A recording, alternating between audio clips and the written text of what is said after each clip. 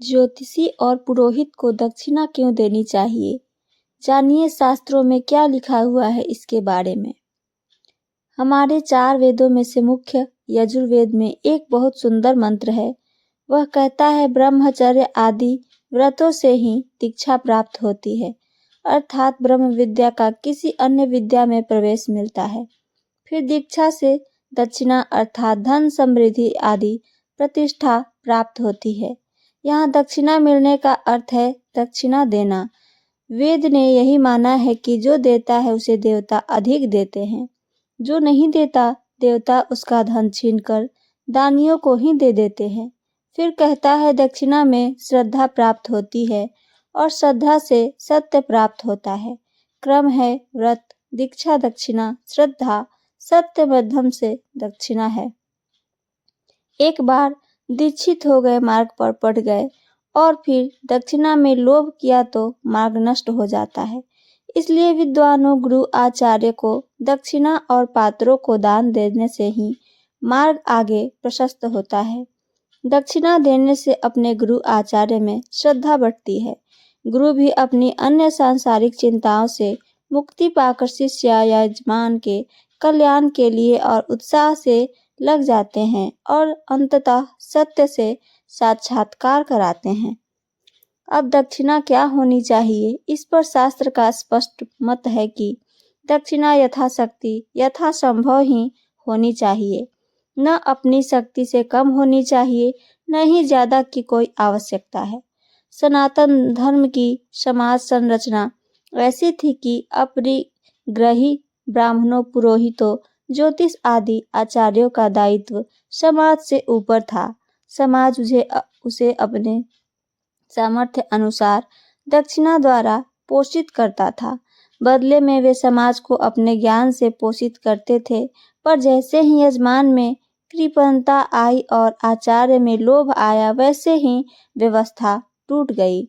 इससे हानि ये हुई कि जिनका कार्य पुरोहित बनकर कर्मकांड कराना था, गुरु बनकर पढ़ाना लिखाना था, ज्योतिषाचार्य बनकर लोगों को जीवन के प्रति सचेत करने का मार्ग दिखाना था, उन्हें यजमानों से उचित दक्षिणा न मिलने के कारण अपना घर चलाने के लिए दूसरे व्यवसायों अपनाने पड़े और इन विद्याओं का नाश हुआ।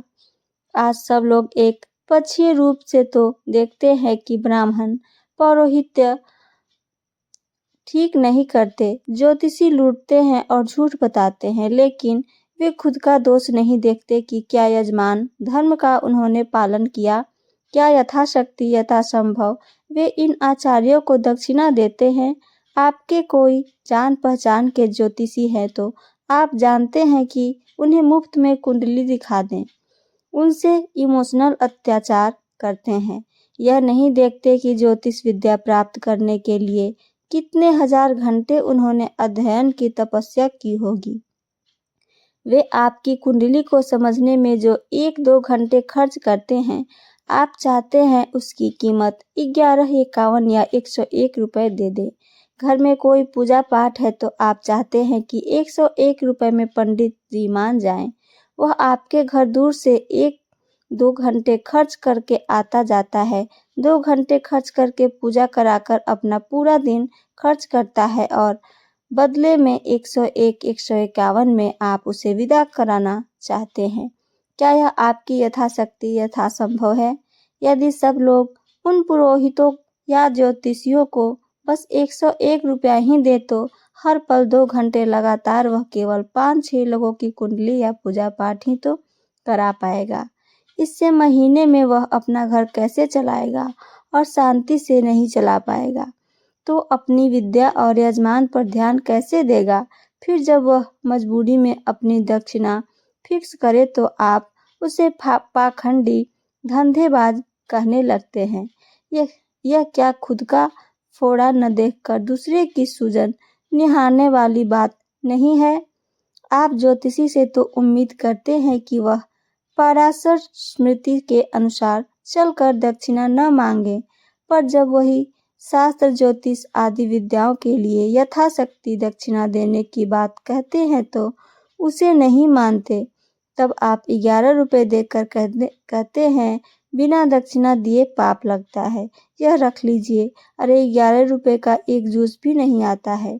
क्यों उन जान पहचान के ज्योतिषियों और पुरोहितों को अपमानित करते हैं 11 रुपए देकर? क्यों खुद के सिर आप पाप चढ़ाते हैं? वेद ने स्पष्ट कहा है, इंद्र ऐसे कृपण कंजूस लोगों को पैर से घास फूस की तरह रौंद देता है। मैं यह नहीं कह रही हूँ कि सभी ज्योतिषी बहुत विद्वान या सारे ही पुरोहित बहुत अच्छे हैं, पर उनमें कई वास्तव में अच्छे हैं जिन्हें समाज हतोत्साहित करता है। ऐसे में वे अपने अध्ययन पर ध्यान नहीं दे पाते। उन्हें भी अपनी सांसारिक जरूरतें पूरी करने के लिए दूसरे रास्ते अपनाने पड़ते हैं। असंतुष्ट होकर आचार्य कभी भी कृपा नहीं कर सकते। सच्चे मन, पूर्ण विश्वास और उन्हें संतुष्टि देकर ही उनकी कृपा प्राप्त की जा सकती है। उनके द्वारा बताए गए उपाय भी तभी सफल होते हैं। पुराणों में एक कथा आती है। नारद जी ने प्रश्न किया कि दक्षिणाहीन कर्म का फल कौन भोगता है? तो भगवान नारायण ने उत्तर दिया, मुने, दक्षिणाहीन कर्म में फल ही कैसे हो सकता है, क्योंकि फल प्रसव करने की योग्यता को दक्षिणा वाले कर्म में ही है। बिना दक्षिणा वाला कर्म तो बलि के पेट में चला जाता है, अर्थात नष्ट हो जाता है। आचार्यों से वैदिक विद्याओं का प्रयोग करवाना, पौरोहित्य करवाना आदि यज्ञ का अंग है। मनुस्मृति में महाराज मनु का स्पष्ट शब्दों में आदेश है, और पुण्य कर्मों को करे पर कम धन वाला यज्ञ न करें। न्यून कम दक्षिणा देकर कोई यज्ञ नहीं कराना चाहिए। कम दक्षिणा देकर यज्ञ कराने से यज्ञ की इंद्रियां, यश, स्वर्ग, आयु, कीर्ति, प्रजा और पशुओं का नाश होती है। अन्यत्र भी कहा है, दक्षिणाहीन यज्ञ दीक्षित को नष्ट कर देता है। वेद में भी कहा गया है, प्रयत्न से उत्तम कर्म करने वाले के लिए जो योग्य दक्षिणा देता है, अग्नि उस मनुष्य की चारों ओर से सुरक्षा करता है। कंजूस कभी भी ज्ञान संपन्न नहीं हो सकते। वे सदा ही अंधकार में ठोकर खाते फिरेंगे। जो यज्ञ के कार्य के लिए अपना धन समर्पित करते हैं, वे उन्नति करते हैं और अदानशील व्यक्ति नष्ट हो जाते हैं।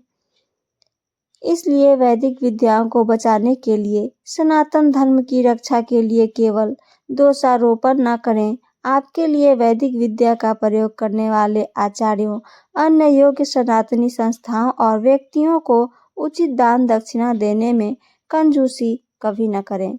बहुत सी ऐसी जगह हैं जहां धन बचा लेंगे।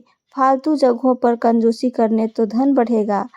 वैदिक विद्या और धन के कार्य में कंजूसी करेंगे तो धन घटेगा। इधर तो देने से ही बढ़ता है।